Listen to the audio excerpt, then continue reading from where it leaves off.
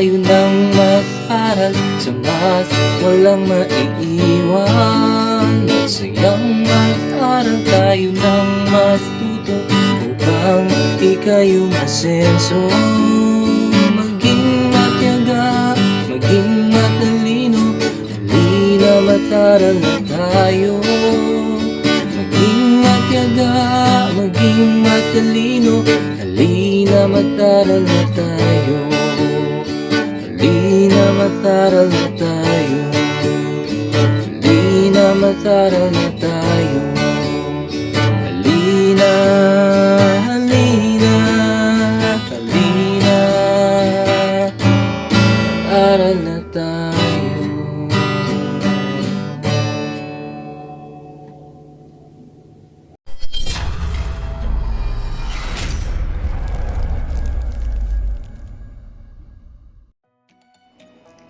Earlier, we have learned the advanced lesson for Quarter 3, Week 3 of Mathematics 7 Clade Learning Module. Let us now have the advanced lesson for Quarter 3, Week 3 of Mathematics Clade Learning Module. Our next instructor was a graduate of Mount Carmel College with a Bachelor of Secondary Education, major in Mathematics, in the year 1997. She was a Dean Solicitor and was a Managing Editor of the Year during her college days. She also had her Master's degree in Educational Management, major in School Administration at Philip Christian University, Taft, Manila, and graduated in the year 2019. She is now on her 8th year service in public school and her current position is Teacher 3. She is currently studying Doctors in Education, major in Educational Management at PCU Taft, Manila. Everyone, please welcome Mrs. Maria Eileen Lim.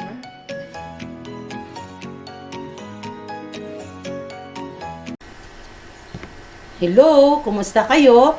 Ako po si Ma'am Lim ng Eulogio Rodriguez Integrated School. Ako po ang magdi-discuss sa inyo sa Week 3 Illustrate Triangle Congruence. But before that, so meron muna akong ipapakita sa inyo na isang video clip na maka-inspire sa inyo to keep on going.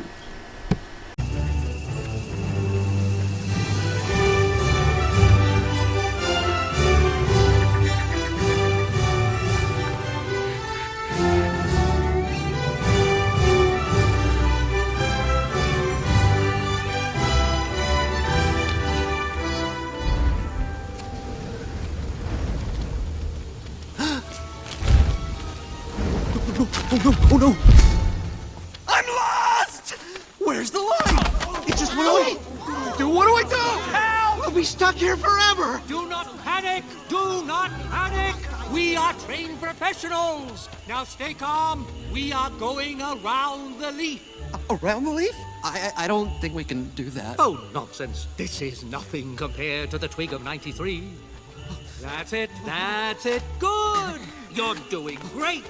There you go. There you go. Watch my eyes. Don't look away. And here's the line. Okay. So based na nakita natin, merong habang papatungo ang mga ants sa tambakan ng mga foods nila, may nahulog na malaking leaf. So, nag-worry sila paano nila marating yung tambakan ng mga pagkain nila kung nakaharang yung leaf. Pero, sinabi po ng leader nila, don't worry kasi po tuturuan sila, ikot sa dahon para marating nila yung kung saan ilalagay ang mga pagkain nila. So, just like our education ngayon, kahit may pandemic tayo, sinabi pa rin ng ating mga nakatastaasan na hindi po pwedeng hadlangan ang pandemic para po hindi itutuloy ang pag-aaral. So bilang isang guro, tuturo namin sa inyo kung ano po yung dapat nating gawin na kahit nahirapan tayo, tuloy lang tayo kasi po may malayo pa tayong mararating.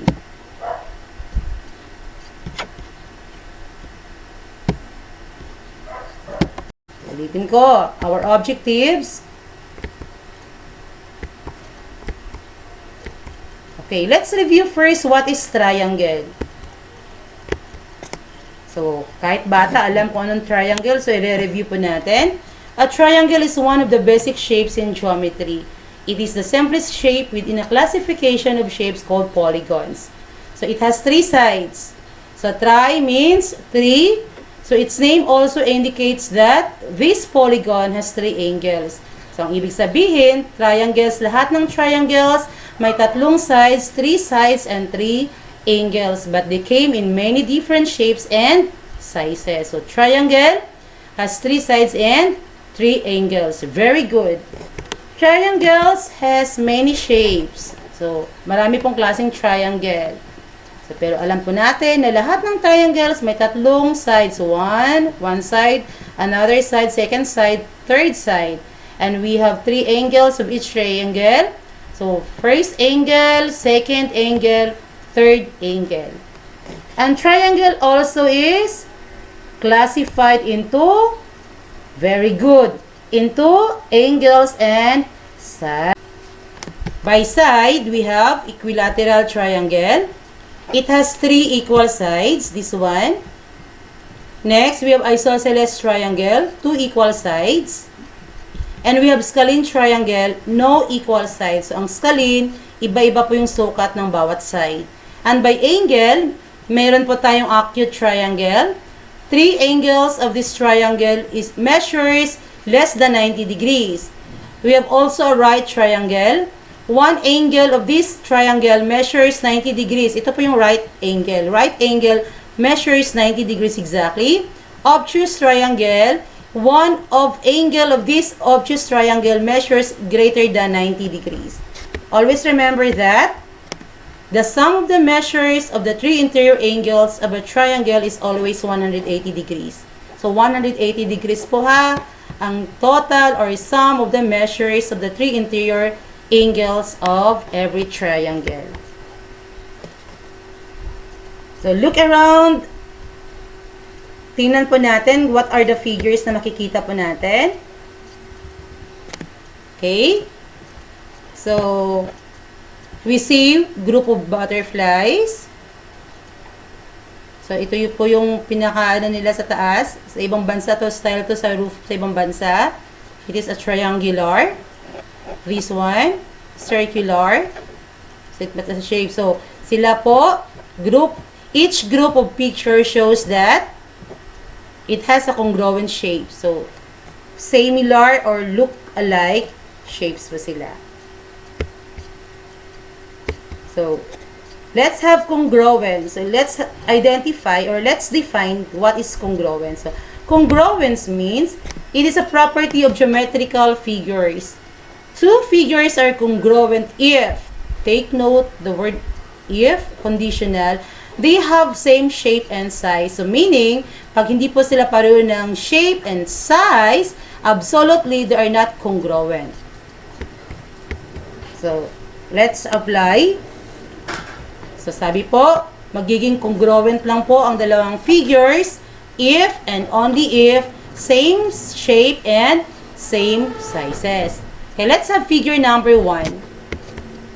So, among the given figures, which pair of triangle is congruent? So, tingnan po natin.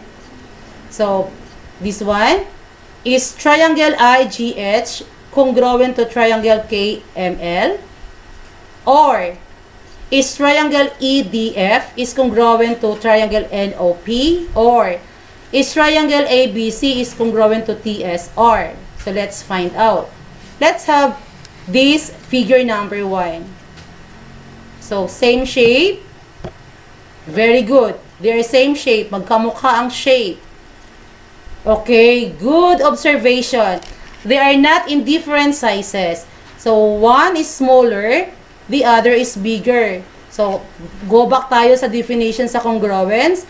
Congruence po, they are congruent figure if they have same shape and same sizes. So, same shape lang sila, hindi sila magkasukat or same size, meaning these triangles are not congruent. Figure number 2. What is your observation? What are your observations? Very good. They are both measures 3 square centimeters. So, pareho po sila ng sukat, sizes. How about their shape? Okay, magkaiba ang mukha. So, ibig sabihin, they are not congruent. So, triangle ADF is not congruent to triangle NOP because it has different shape. Very good. How about number 3? Figure number 3. Can we consider the triangle ABC is congruent to triangle TSR? So, let's find out. So, in figure number 3, if triangles ABC and triangle TSR can match up their vertices by flipping and rotating their figures until they overlap exactly, then you will notice that the corresponding sides and the corresponding angles that overlapped are congruent. So, ito ang gagawin natin. So, i-flip po natin, i-rotate by vertex, by vertex, by vertex. Then, the two triangles will be congruent to each other. So, let's have this one. Okay. So, make sure that this triangle ABC, is congruent to triangle TSR. So, tingnan po natin yung mga vertices nila. So, dapat corresponds po ang vertices, corresponds po ang sides, and corresponds po ang angles. Okay. We have vertex A. Vertex A is corresponds to vertex A. Vertex B is corresponds to vertex S. Vertex C is corresponds to vertex R. So, ito yon. This is how we're going to write. A corresponds to T. Vertex B is corresponds to S. Vertex C is corresponds to R. Or, we can say that ABC corresponds to TSR. Another, we need to have their corresponding sides. Line AB corresponds to line TS. Tama po ang pagpartner, ha? Line BC is corresponds to line SR. And line AC is corresponds to line TR. And we need to have corresponding angles also. So, angle A, this is angle A, corresponds to angle T. Angle B is corresponds to angle S, and angle C corresponds to angle R. So, therefore, triangle ABC is congruent to triangle TSR. So, order of letters is according to the corresponding vertices. So, sabi ko kanina, titingnan po natin ang tamang correct placement of their vertex, ang tama pong pagpartner para po hindi tayo magkakamali sa corresponding vertex, corresponding sides, and corresponding angles. Okay. So, to sum it up, so how we are going to know that two triangles are congruent if, so two triangles are congruent if there exists a one-to-one correspondence between their vertices, tulad ng ginawa natin kanina, such that their corresponding sides and congruent and all their corresponding angles are congruent. So, ulitin ko, congruent sides are congruent and all their corresponding angles are congruent to make two triangles to become congruent triangles.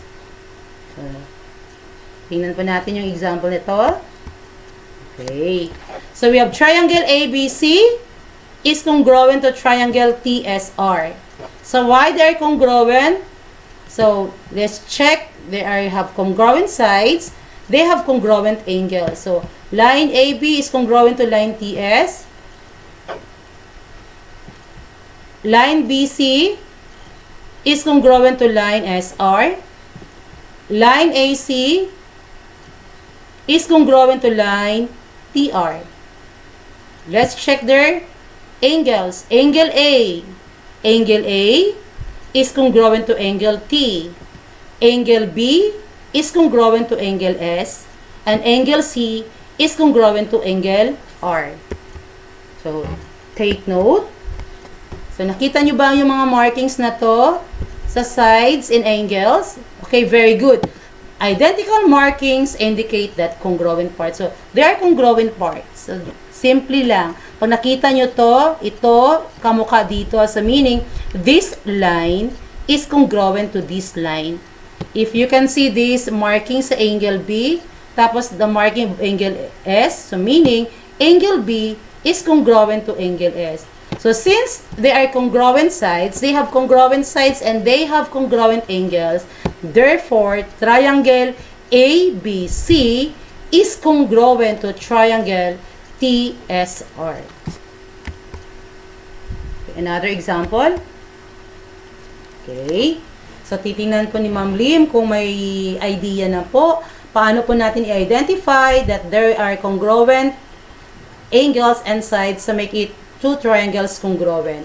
So, we have triangle ASK congruent to triangle PRO. So, we're going to write the different pairs of corresponding and congruent parts. So, corresponding sides and corresponding angles. So, this is how we're going to do. Okay, first, so we're going to have their vertices.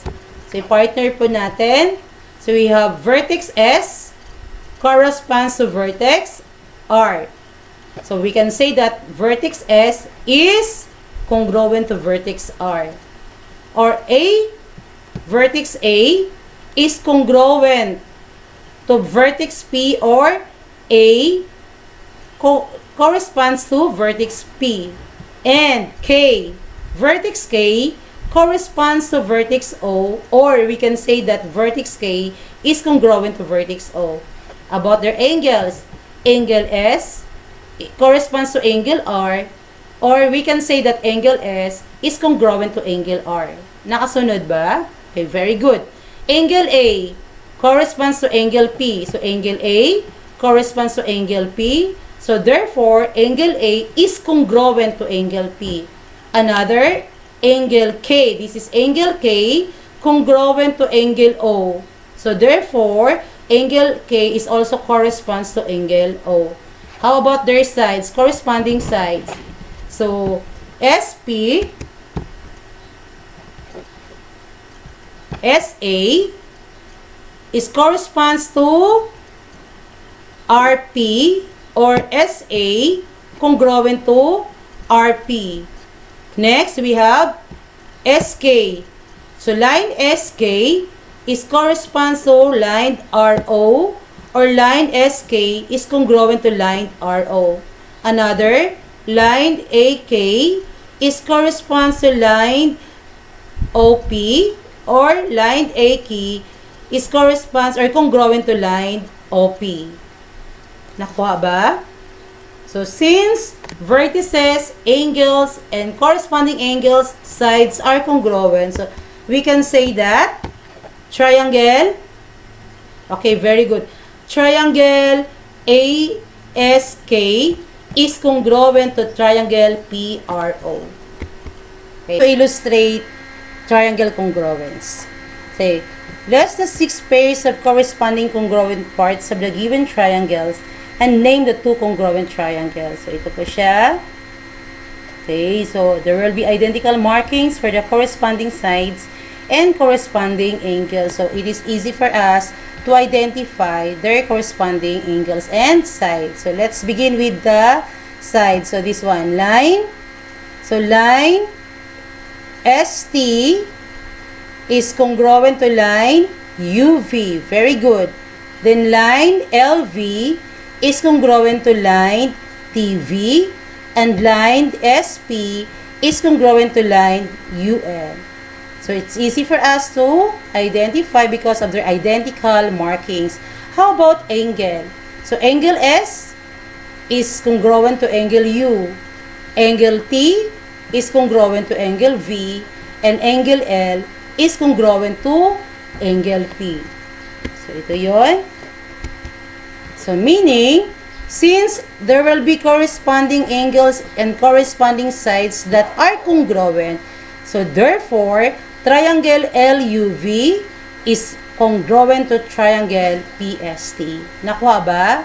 Okay, kasi po, pag congruent ang angles, corresponding angles are congruent, corresponding sides are congruent, it makes the 2 triangle congruent. Next. Number 3. So, we have triangle PRO and triangle YXZ. So, tingnan po natin, paano po sila nagiging congruent? So, by identifying their congruent sides and congruent angles. So, congruent sides, line PO is congruent to line YZ, or pwede natin sabihin, line OP is congruent to line ZY. So, kahit magkabaliktad po, basta same lang po ang line nila, same lang po ang placement nila.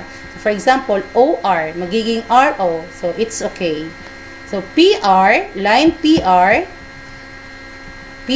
or line RP is congruent to line Y, X or XY. So, next, line RO or line OR is congruent to line XZ or ZX. How about angles? So, angle P, this one, is congruent to angle Y. Or, we have RPO, angle RPO is congruent to angle X, Y, Z. So, angle X, Y, Z. Another angle R is congruent to angle X. Or, angle PRO is congruent to angle Y, X, Z. Another, angle O, this is angle O, is congruent to angle Z. Or, angle POR is congruent to angle Y, Z, X. So, since they have congruent sides and they have congruent angles, we can conclude that triangle PRO is congruent to triangle YXZ. Another example, para mas magaling po tayong mag-illustrate of the congruency of a triangle. Okay. Kita nyo ba? So, are the following pairs of triangle is congruent? So, kung titingnan nyo, parang hindi naman. So, tingnan po natin. We have to explain para po makuha po natin if they are not congruent or congruent. So, explain po natin ang sagot natin. So, by following step number 1 first. So, we need to identify the corresponding vertices by comparing the size of the angles. So, just like what we did previous example. So, vertices, corresponding sides, and corresponding angles must be congruent para po we can conclude that that triangle is congruent to the given triangle also. Pair of triangles are congruent. Okay. So, take a look for this. So, si angle A. So, may nakita ba kayong nakalagay na angle sa angle A? So, wala po siyang nakalagay. Pero, since angle A corresponds to angle P, and angle P here is 60 degrees. So, therefore, angle A is also 60 degrees. Okay? So, palaging tandaan, ano ngayon? The sum of the measures of the interior angles of a triangle is equal to 180 degrees. So, if you're going to add 50 and 70, ano po ang sum? 120. So, paano natin magiging 180 ang interior angles? So, ito po ay 60. So, very good. So, 180 minus 120. So, the remaining is 60. So, angle A is 60. So, since they are corresponding to angle P, so kahit wala kang nakita dito or nakalimutan mo that the sum of the interior angles of a triangle is 180, so you can conclude that angle A is also 60 degrees. Naintindihan? Okay, very good. Next, angle B corresponds to angle Q. So, angle B is 70 degrees, therefore, angle Q is also 70 degrees. Kasi po, equal sila. Or, pwede po din natin balikan that the sum of the interior angles of every triangle is 180. So, add po natin. 50 plus 60 is 110. So, since 180 sila, 180 minus 110. So, ang sagot dito is 70. Okay, very good. Next, angle C. Angle C is 50 degrees. Then, angle R is 50 degrees also. So, nakita. So, sobrang dali, no? So, angle C corresponds to angle R. Next. So we need to identify how to write proper statements using the corresponding vertices identified in step number 1. Yan. So since angle BAC is equals to angle QPR, so equals to 60 degrees. So notice that the corresponding vertices match. Dapat magmamatch pa sila. Angle ACB is equals to angle PRQ. That is equals to 50 degrees. So AB, this is 3 centimeters. So therefore, PQ is also 3 centimeters. BC is 3.39. Therefore, QR is also 3.39. Another, AC is equals to PR equals to 3.68 centimeters. So they are equal, they corresponds sides and angles. So the two triangles have same shape and size. So we can conclude that triangle ABC is congruent to triangle PQR. Okay? So sana marami po kayong natutunan sa araw na to how to illustrate triangle congruence. Ulitin po natin. Pag sinabi natin congruence, it is a property of geometrical figures. Two figures are congruent if they have same shape and size. So kanina, tinuro po ni Ma'am Lim, in order for us to conclude that triangle ABC is congruent to another triangle EDF, so kailangan po corresponding sides and corresponding angles must be congruent also. Thank you for listening. This is Ma'am Lim of Eulogio Rodriguez Integrated School. Nag-iiwan ng isang hugot sa buhay na kung gustong matuto, maraming paraan, kung ayaw, maraming dahilan. Walang batang maiiwan sa Mandaluyong, sulong edukalidad. Maraming salamat po. God bless everyone.